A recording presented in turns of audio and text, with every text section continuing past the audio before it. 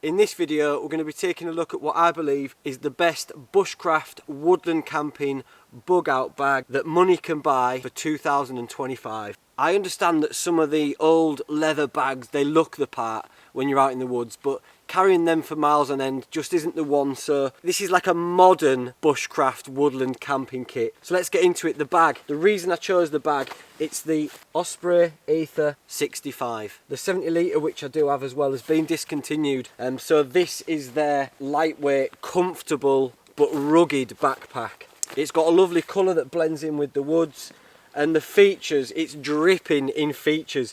I can't go fully too in depth on everything because we'll be here forever. It's got the airscape design on the back to help with airflow, which is very important. It just carries a heavy load comfortably. It's also got a zip on the body of it here, so you can access stuff without having to get in the top, and also access it through the bottom. And it has a separate compartment in the bottom where you can put your sleeping bag or your wet clothes. It's water bladder compatible, and it comes with its own waterproof bag cover. There'll also be a chance for someone to win this exact kit. I'll leave a link below. If you want to go over and check that out, please do. If you're watching this in 2025 or later, the competition will be closed. The things that I've got attached to the outside is a large heavy duty wool blanket. I'm currently sat on my wool blanket. They're a must in any bushcrafty survivally backpack. Keeps you warm when wet, it's fire retardant, and it has a multitude of different uses. You can sleep under it, you can sleep on top of it, you can make a hammock out of it, a sling, a hoodie, wrap it around you to keep you warm, and it's never going to burst or tear. So that goes on the outside. Also on the outside, in the side pocket, which is part of one of the cut kits, this is the clean canteen for collecting water. You can boil water in this. So the clean canteen goes along with your cup, which is the Tokes 750ml titanium pot, which you can use to drink out of, and you can boil your water and cook. This is super lightweight. Lid goes on the bottom, clean canteen in the top, put the cover over the bottom, and that just stops your bag getting sooty if you've used it on the fire. In the top, first thing you come to, the schmaug, the scarf. I carry one of these in my bushcraft kit, always have done. You can use it as a wind protector, you can make a little hat out of it or a scarf, use it as a sling, use it as a towel to dry yourself, sit on it. Very versatile, very hard wearing, great in winter, and an excellent bit of kit. Also in the top, first aid in the top, easy access, life systems, pocket first aid kit. You've got everything in there that you need. You've got your scissors, your bandages, your plasters, eye wash solution. Very important and often overlooked, but that's the first thing that you're going to grab in the top of your backpack. Sticking with the first aid theme, we have this. This is a trauma wound dressing. That first aid kit will see you through your minor injuries, but if you're out and about, you're using an axe, you're using knives, or anything serious happens, I recommend always having one of these in your backpack. And there's a couple of bandages in here, just in case things get real. If things get a bit spicy, you want your trauma wound dressing. Elastoplast just won't cut it. For easy access, we have this petrol head torch, the lightest petrol head torch on the market, and that is, look, it's very, very bright. Lots of different features on there. Goes in this waterproof container, and that can loop onto your belt. This is more so if it's used as a bug out kit, a grab bag. There's a basic fishing kit there. A hand line, some weights, hooks, lures, swivels, a basic fishing kit. Following along from that theme, this is decent. In this lovely soft bag we have this. Shall I take my bandage off? I'll take my bandage off, it looks a bit gammy, doesn't it? A side holding slingshot. Great way to procure protein. You're not going to run out of ammo because you can use stones if you need to. And with that, we have a load of therabands, little gadgets, sights, targets, biodegradable ammo, less biodegradable ammo. You put your bands in here and then you tighten these up, and it's a side holder. That's the brain of the bag. Let's get into the belly of the beast. This is where it gets good.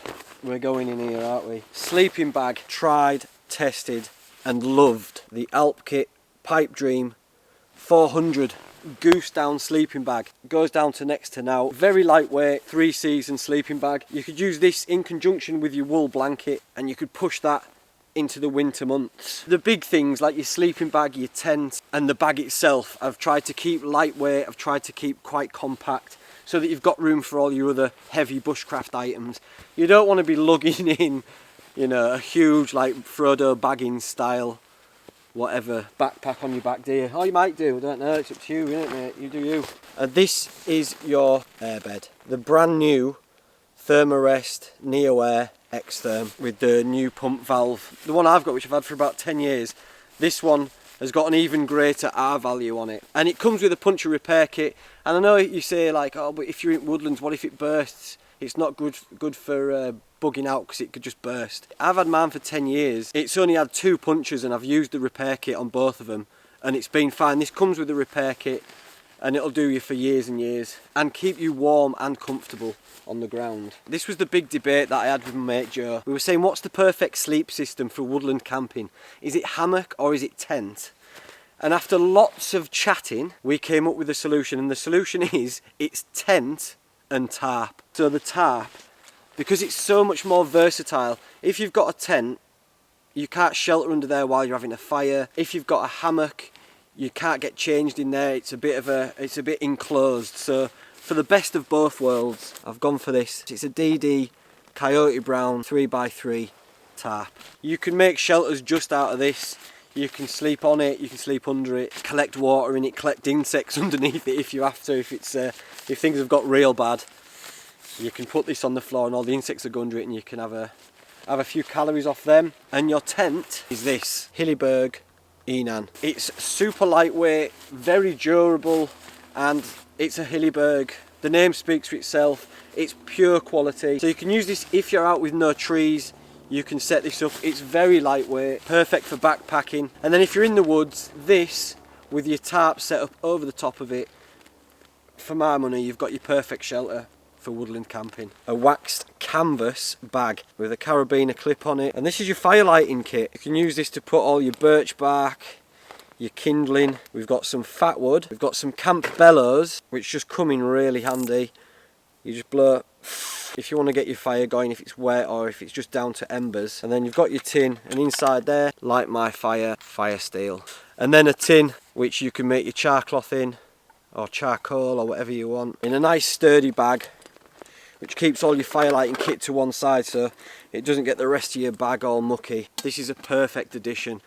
It's the Zebra billy can, 14 centimetres. There's a pot in there so you can eat out of this. You can carry your water, you can boil and purify your water, and then you can hang that over your fire and cook with it. In there we have a length of paracord. Many uses for this with your tarps and around camp. Always handy to have paracord. This could be compressed even more, but it's just in this net bag. This is your water filter, very important bit of kit. Comes with 2 of these pouches which you can fill with water, and attached to this, that's your Sawyer squeeze with everything you need to backwash it and clean it, and your adapters and stuff in there. That's your water filter. Also in this kit is this. For what this is, this is one of the best bits of kit that I own. Very simple, look, that's it done, it's set up there. Little place for the ash to go there, a door to feed the wood in, and then it has trivets that go over the top so you can put your pans on top of there. Right, the tools, what we've all been waiting for. The saw is this, the Silky Big Boy Outback version. Wonderfully subdued coloured handle. It's an unbelievable saw. It glides through the wood, and it has another setting here to lift that up if the wood's closer to the floor. And it looks pretty cool as well. The axe is this. The Grantsford Brooks with the metal collar. It's a thing of beauty. It really is. This is where axes take the most damage, so this prevents that and also makes it look very cool. Leather sheath. It's a perfect hammer, wonderful for making shelters and tools. Slides down into your pack. Pretty lightweight as well, this, for an axe. Your cutting tool is this.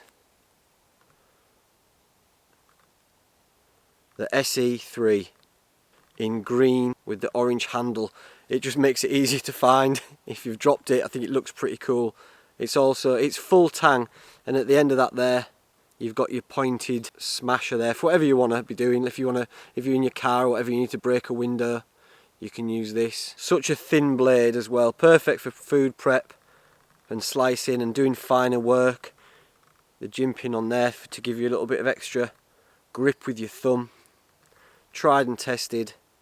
It's got a lifetime guarantee, the perfect knife in my opinion. This is the best bushcraft woodland camping kit that I could put together. All this kit came to roughly £2,300, which is that many dollars. If you're just starting out in wild camping, bushcraft, you're not going to be spending that much on kit. Even if you've been doing it for years, you probably don't want to be spending that much money on kit.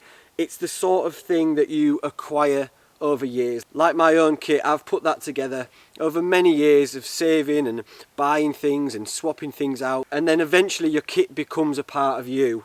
You add to it as you go. It doesn't include any handmade, personalised things, because as you go on your bushcraft journey, you start acquiring stuff that, you know, someone might make you a leather sheath or a knife. You might make something yourself, and that's always going to be more valuable and mean a lot more to you. And if you want to be in with a chance to win this exact kit, I will be doing a raffle for this exact kit, and I'll leave a link below. If you're watching this in 2025 or beyond, the raffle's closed, but I will leave this video up because as a gear nerd myself, I enjoy looking through other blokes' sacks. And there you go. Right, I'll be back soon. Thanks for watching. Take care of yourselves. Bye for now. Fade to black.